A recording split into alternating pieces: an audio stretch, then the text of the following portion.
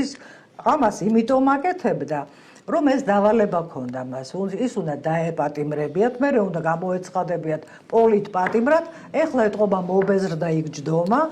შეიძლება მართლა ავათარი, არ ვიცი, ეს გასარკვევია, მაგრამ ამ დროს, აი ამ 1-2 კვირის წინ უნდა თქვა ლიბერტი ბანკში, მისი დედა და მამა დიდი ჩანთით, ესე პაჭკებით იღებდნენ ფულს.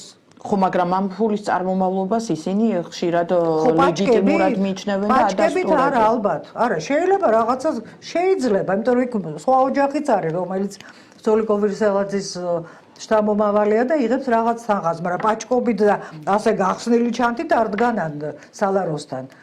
ეს ფაქტია. ეხლა ავათარი და ეხლა ჭირდება იქნება მართლა ცუდად არის შეიძლება ამ ნაწილში შეიძლება ხელაწონის ქალია ასეთი 4 შვილის დედა და არიქა უნდა რატო უნდა გავანთავისუფლოთ? გადასარევი პირობებია დღეს საპატიმროებში. უფასოდ უმკურნალებენ, დიაგნოზსაც დაუსვავენ, ეგერ გადაიყვანეს ვივამედში, რომელიც ინფრასტრუქტურა დაუთმო ვივამედმა და ჩვენურად მიხედავენ. და საერთოდ ეს ყველაფერი არის ძალიან დიდი უსამართლობა.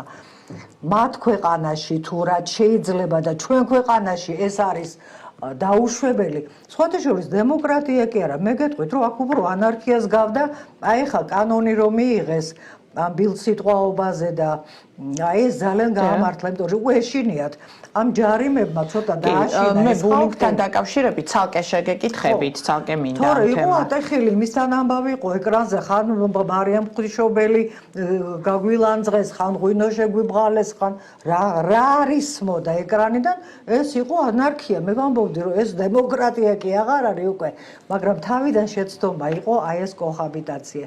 ეს არ უნდა მომხდარიყო, ეს იყო დამნაშავე კრიმინალური დაჯგუფება. დასაწყისში კარგად დაიწყეს, რაღაც სისტემები ჩამოაყალიბეს, მაგრამ მერე ისე აიხსნეს აღვერი და იმისთანა საქმეები აკეთეს, ბოლოს და ბოლოს ომში ჩაგვითრიეს, ხო?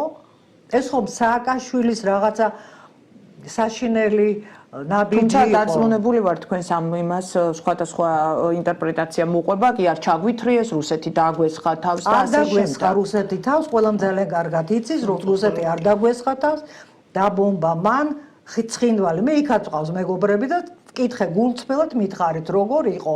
გამოაცხადა დილითო რომ ჩვენ მეგობრები ვართ, ჩვენ ერთმანეთს თქვენთან არაფერი საპრეტენზიო არ აქვს და 6 საკლდა 15 წუთი რომ წამოვიდა ბომბებიო.